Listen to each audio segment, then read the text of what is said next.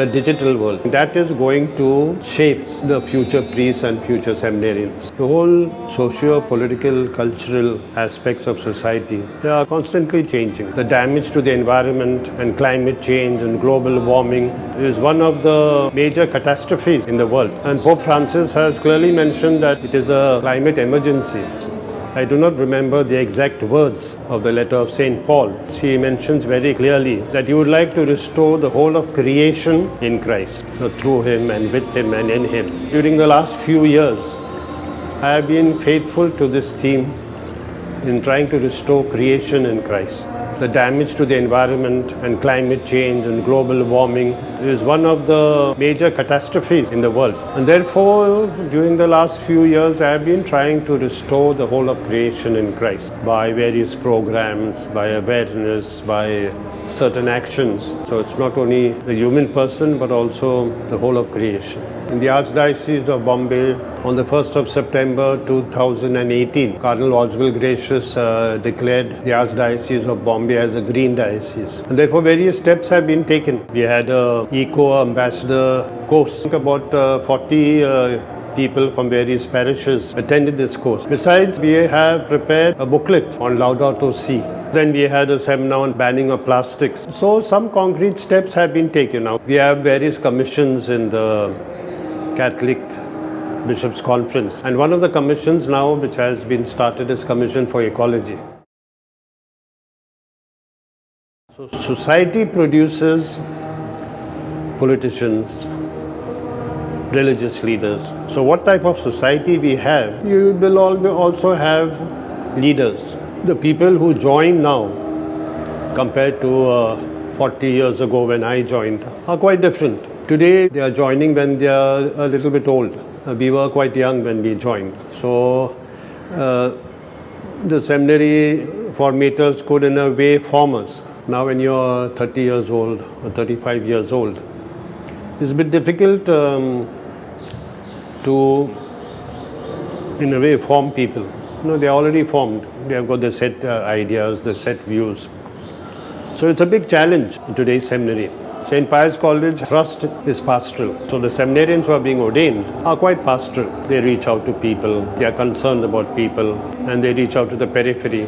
So I think that is important. Sometimes we criticize young priests, but even the older priests are sometimes are not reaching out.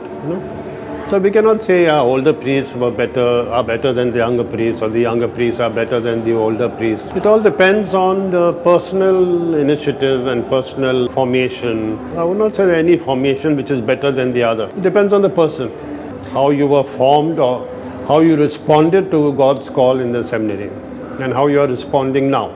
I think it is difficult these days to cope. I studied during Vatican Council, so there were changes. Because in our time the changes took a long time. But now every month there's a change.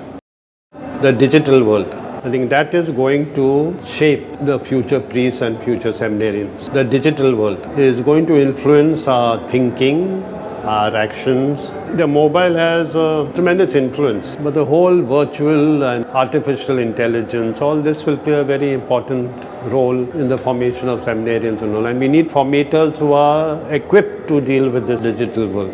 If we are aware of this digital world, then we will be able to respond to it. We will find ways and means how we cannot get trapped in this digital world. So more interactions. As a Pope now is speaking of a synodal spirituality. A synodal spirituality is a spirituality where we come together, where we interact with each other. Now this is a response to the digital world. But we have to be aware that we are confronted with the digital world. We cannot escape and say, no, this is just a passing phase. Secondly, the whole socio-political, cultural aspects of society, they are constantly changing. We have to respond in a way. In the cultural field and how we are being bombarded by various influences from the east, from the west, where we really sometimes do not know whether it is correct, it's not correct, whether it's true or not true. And this is coming very fast.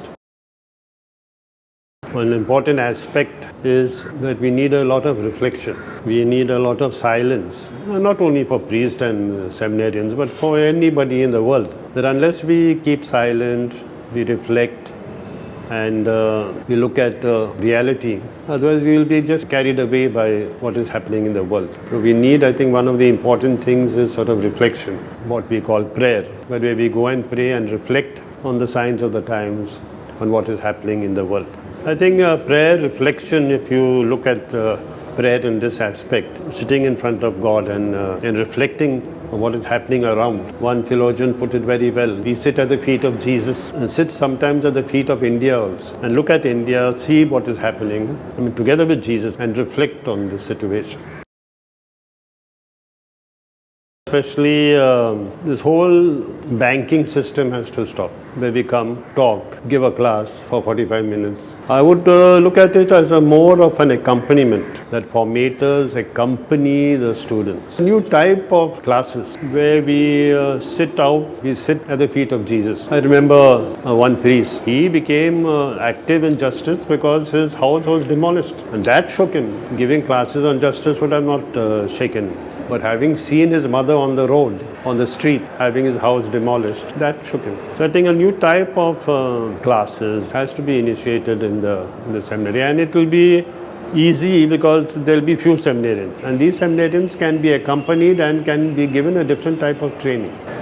Secondly, in this globalized world, globalization brings in a lot of selfishness, individualism, consumerism. And we are going to tell people, sacrifice your life, reach out to others, don't be individuals. So the values of the world are a threat to the values of someone who wants to join the priesthood and religious life. I'm not saying that we can't counter attack, but in a way we are sometimes sucked into the system. So I feel our parishes are also stuck. Some years ago, the Asian Church called us to be a new way of being church. In 2020, the Asian Church is reflecting on the passage where the three kings went to visit Jesus, and it is told that they went a different way. So we need to reflect as to how to go a different way. But we need to go in a different way to become more relevant. Are we following the star, or are we stuck in the present situation? Our parishes also need to reflect on how to be a new way of being church. We need to have a sort of paradigm shift. Pope Francis is allowing people to be the church, be the true church, and other aspects. So I think there is a hope. I like what Greta said, Greta Thunberg. I think that should be our attitude. Don't have hope, have fear. Have fear that the world is coming to an end. You have fear. And only when you have fear, then you will be able to change. Not a wrong type of fear. And when we are afraid, then we can change and bring about a change in the church and society. So one real message would be reflect, what you would say, pray. But pray in such a way that you would look at reality from the eyes of Jesus. They are only praying for our needs. Because when we look at reality from the eyes of Jesus, then we get strength, and then we get courage, and then we have new insights, and His message, His gospel brings in a new meaning. And then secondly, I would say, don't be afraid to tread new paths. Don't be afraid not to go in a different direction. Because to go in a different direction means we are taking risk. We are afraid. We may be wrong. But I think if we are capable of accepting and admitting that we are wrong, we have made a mistake, then we can change also. Pray and reflect and act in a different way. The present generation needs these two aspects of reflection as well as proper action in a different way. Take, Lord, receive.